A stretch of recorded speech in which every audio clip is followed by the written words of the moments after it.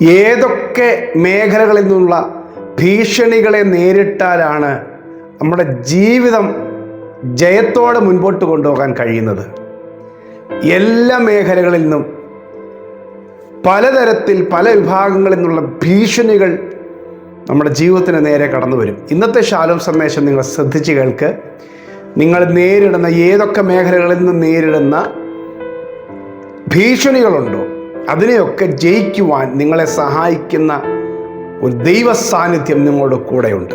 ഇന്നത്തെ സന്ദേശത്തിൽ പരിശുദ്ധാത്മാവ് തരുന്ന ആലോചന, ഭീഷണികളെ ഭയപ്പെടരുത്, ഭീഷണികളെ അതിജീവിക്കുക, ഭീഷണികളെ ജയിച്ച് ഒരുപാട് ദൂരം മുൻപോട്ട് പോകുവാനുണ്ട്.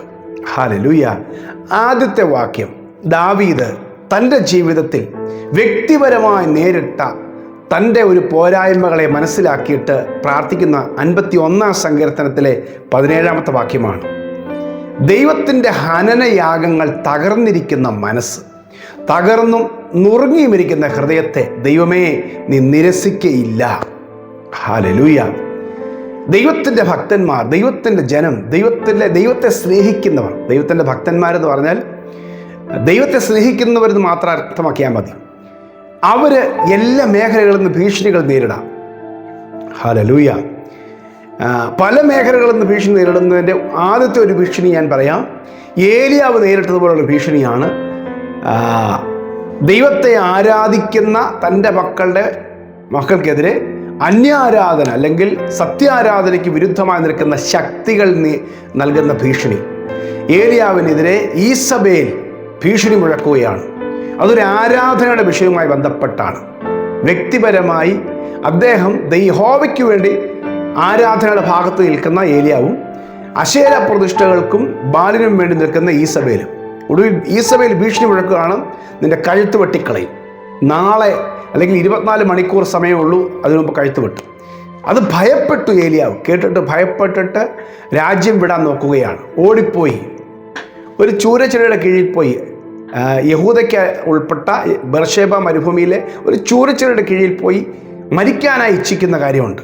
ഭീഷണിയെ ഭയപ്പെടുക. പക്ഷേ ദൈവം അവനെ ധൈര്യപ്പെടുത്തി എഴുന്നേൽപ്പിച്ച് ആ ഭയത്തെ അതിജീവിച്ച് അവൻ മുൻപോട്ട് പോയി. ഒടുവിൽ ദൈവശബ്ദം നേരിട്ട് കേട്ട് പിന്നീട് വലിയ കാര്യങ്ങൾ ദൈവത്തിന് വേണ്ടി ചെയ്യുവാൻ ദൈവം അവനെ ഉപയോഗിച്ചു. ഭീഷണിപ്പെടുത്തിയവർ തകർന്നു. ഏലിയാവിനെ ദൈവം തന്നെ അഗ്നിമയമായ രഥങ്ങളിലും അഗ്നിമയമായ അശ്വങ്ങളിലും ഒക്കെ വന്ന് ദൈവം എടുത്തുകൊണ്ട് പോയി. ഒന്നുകൂടെ പറഞ്ഞാൽ, കഴുത്ത് വെട്ടി കൊല്ലൂ എന്ന് പറഞ്ഞവനെ മരിക്കാതെ തന്നെ ദൈവം ലോകത്തിൽ നിന്ന് സ്വർഗത്തിലേക്ക് കൊണ്ടുപോയ സംഭവമാണ് ഏലിയാവിനെ. അപ്പോൾ കൊല്ലും തിന്നും എന്നൊക്കെ പറഞ്ഞ് ഭീഷണിപ്പെടുന്നവരെയൊന്നും പേടിക്കണ്ട, ദൈവത്തെ വിശ്വസിച്ചാൽ മതി, ദൈവത്തെ ഭയപ്പെട്ടാൽ മതി. അപ്പോൾ ഒന്നാമത്തെ ഒരു ഭീഷണി അതാ. രണ്ടാമത്തെ ഭീഷണി, സ്നേഹിതന്മാരും കൂടെ നിൽക്കുന്ന സഹോദരങ്ങളും നമ്മളെ വിശ്വസിച്ച് നിൽക്കുന്ന, നമ്മളെ സഹായിക്കുമെന്നൊക്കെ ചിന്തിക്കുന്ന കുറച്ച് മനുഷ്യരുണ്ടല്ലോ, സ്വന്തം കുടുംബത്തിലുള്ളവരല്ലാത്ത പുറത്തുള്ള ആളുകളുടെ കാര്യം പറയാം. ദാവീദ് അങ്ങനെ ഒരു ഭീഷണി നേരിടുകയാണ്. ശമൂവേലിൻ്റെ 1-ാം പുസ്തകത്തിലെ 30-ാം അധ്യായത്തിൽ എല്ലാവരുടെ കൂടെ യുദ്ധത്തിന് പോയി അവർ ഫെലിസ്ത്യരെയൊക്കെ തോൽപ്പിച്ചിട്ട് കടന്നു വരുന്നു. പക്ഷേ അമാലേക്കർ വന്ന് സിക്ലാഗ് ആക്രമിച്ച് അവരുടെ കുടുംബാംഗങ്ങളെയൊക്കെ അപഹരിച്ചുകൊണ്ട് പോയി, നന്മയെല്ലാം നശിപ്പിച്ചുകൊണ്ട് പോയപ്പോൾ കൂടെയുള്ളവരെല്ലാം, ദാവീദിൻ്റെ കൂടെ യുദ്ധം ചെയ്ത് നിൽക്കുന്നവരെല്ലാം ദാവീദിനെ കല്ലെറിയണമെന്ന് പറയുകയും കൂടെയുള്ളവരെല്ലാം അവന് വിരോധമായി മാറുകയും ചെയ്തു. അപ്പോൾ എപ്പോഴും ഒന്നിച്ച് നിൽക്കുന്നവരാന്ന് പറഞ്ഞാലും ചില സമയങ്ങളിൽ അവർ നമുക്കെതിരെ തിരിയുന്ന സമയം വരും. അവിടെ നിന്ന് വരുന്ന ഭീഷണി. പക്ഷെ ദാവീദ് തൻ്റെ ദൈവമായ യഹോവയിൽ ധൈര്യപ്പെട്ടു എന്നാണ് 6-ാം വാക്യത്തിൽ പറയുന്നത്. ബലമില്ലാതാകുവോളം കരഞ്ഞു. ഇങ്ങനെയൊക്കെയുള്ള വിഷയം വരുമ്പോൾ നമ്മളൊക്കെ ബലം ക്ഷയിച്ചു പോകും. കൂടെ നിൽക്കുന്നവർ എതിർത്ത് പറയുകയും കല്ലെറിയണമെന്ന് പറയുകയും ഒക്കെ ചെയ്യും, ഒറ്റിക്കൊടുക്കുകയൊക്കെ ചെയ്യുമ്പോൾ ബലമില്ലാതാകുവോളം കരഞ്ഞെങ്കിലും ദൈവത്തിൽ ധൈര്യപ്പെട്ടു. ആമേൻ. പിന്നീട് ഫെലിസ്ത്യരെ കീഴടക്കിയ അതേ ദൈവം തന്നെ അമാലേക്കർ അപഹരിച്ചുകൊണ്ട് പോയതിന് തിരിച്ചുകൊണ്ട് വന്നു. ആമേൻ. ദൈവം നഷ്ടം ആക്കാൻ സമ്മതിക്കുകയില്ല. അപ്പം ആരൊക്കെ സഹോദരങ്ങളുടെ ഭാഗത്ത് നിന്നാലും ദൈവം അവരുടെ മുമ്പിലൊക്കെ ദൈവം നമ്മളെ മാനിക്കും. പ്രിയമുള്ളവരെ, ഹല്ലേലൂയ. ഭീഷണികൾ സഹോദരന്മാർ. ഇനി അടുത്ത ഒരു ഭീഷണി എന്ന് പറയുന്നത് സ്വന്തം കുടുംബത്തിൽ നിന്നാണ്. ഏറ്റവും പ്രിയപ്പെട്ട ഭാര്യ, ഏറ്റവും സ്നേഹിക്കുന്ന മക്കൾ, ഇങ്ങനെ അവരിൽ നിന്ന് വരുന്ന ഭീഷണിയുണ്ട്. അവിടെ ഒരുമാതിരിപ്പെട്ടവർ പിടിച്ച് നിൽക്കുകയല്ല, വലിയ പ്രശ്നത്തിലായിപ്പോവും. ഇയ്യോബ് എല്ലാ പ്രശ്നങ്ങളെയും അതിജീവിച്ച മനുഷ്യനാണ്. എല്ലാ നഷ്ടങ്ങളെയും സഹിച്ചു, സ്വന്തം മക്കളെ വരെ. പക്ഷെ ഒടുവിൽ വന്ന ഭാര്യ പറയുക, നീ പോയി മരിക്കുക. ജീവിക്കുന്നത് എന്തിനാണ്? വലിയൊരു ഭാരം, വലിയ വിഷമം. പക്ഷേ അവിടെ അദ്ദേഹം വിഷമിച്ചുകൊണ്ട് അതിൻ്റെ പുറകെ പോകാൻ നിന്നില്ല. അദ്ദേഹം ദൈവത്തിൽ ധൈര്യപ്പെടുകയാണ്. ദൈവത്തെ ധൈര്യപ്പെട്ട് ഒടുവിൽ വന്നപ്പോൾ ത്യജിച്ചു പറഞ്ഞ ഭാര്യയെ കൂടെ രക്ഷിക്കുവാനും അവളുടെ അവൾ നേരിടേണ്ട, ന്യായമായി ലഭിക്കേണ്ട, അവൾക്ക് കിട്ടേണ്ട ശിക്ഷ, അപമാനത്തെ ഉൾപ്പെടെ മാന്യതയാക്കി മാറ്റി അവളിൽ നിന്നും കൂടെ ദൈവം 10 മക്കളെ ജനിപ്പിച്ചു. അപ്പോൾ ഇന്ന് ഏറ്റവും പ്രിയപ്പെട്ടവരിൽ നിന്ന് വരുന്ന അപമാനങ്ങളെയും ഭീഷണികളെയും നമ്മൾ ജഡത്തിൽ നമ്മൾ നേരിടേണ്ട, അതിനെ ദൈവം തിരിക്കും. അവർക്കും നമ്മൾ സംരക്ഷകരായി മാറും. ആമേൻ പറഞ്ഞേ.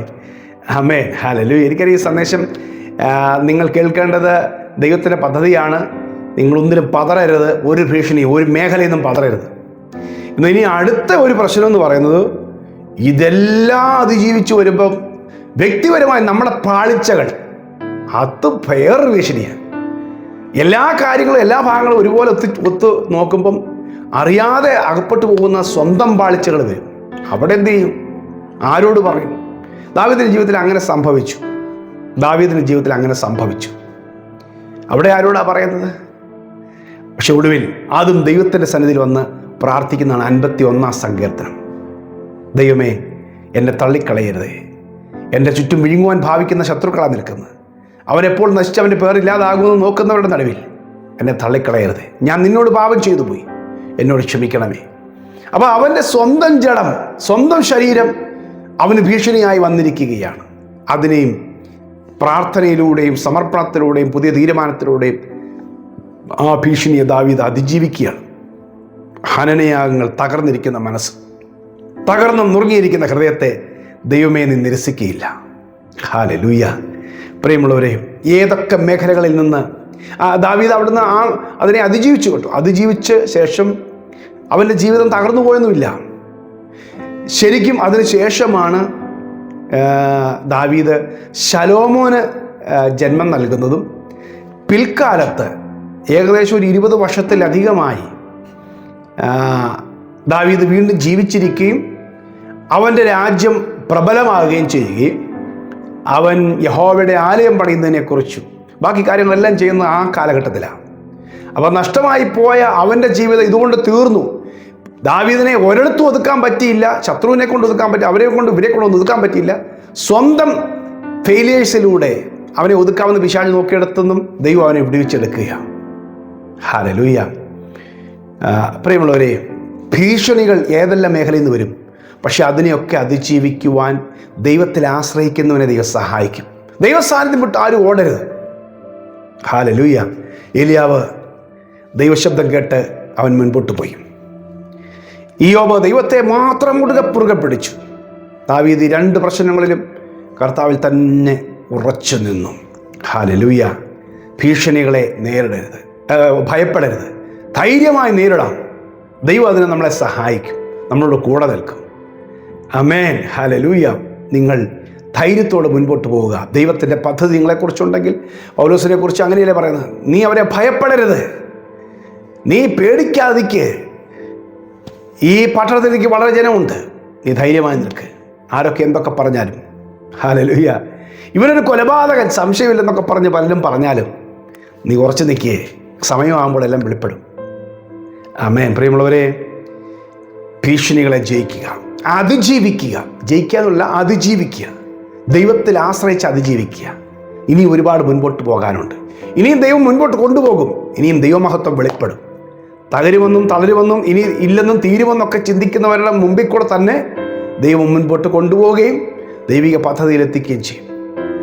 പ്രിയ കർത്താവേ, ഇന്നത്തെ ഈ വചനം കേൾക്കുന്ന എൻ്റെ പ്രിയപ്പെട്ടവർ കേട്ടുകൊണ്ടിരിക്കുമ്പോൾ അവരുടെ ജീവിതത്തിൽ ഇടിഞ്ഞുപോയ കൂടാരം പോലെ, തകർന്നു വീണ കൊട്ടാരം പോലെ കർത്താവെ, അവരുടെ പല പ്രതീക്ഷകളും നിസ്സാരമായ സാഹചര്യങ്ങൾ കൊണ്ട് തകർന്നു പോയിട്ടുണ്ട്.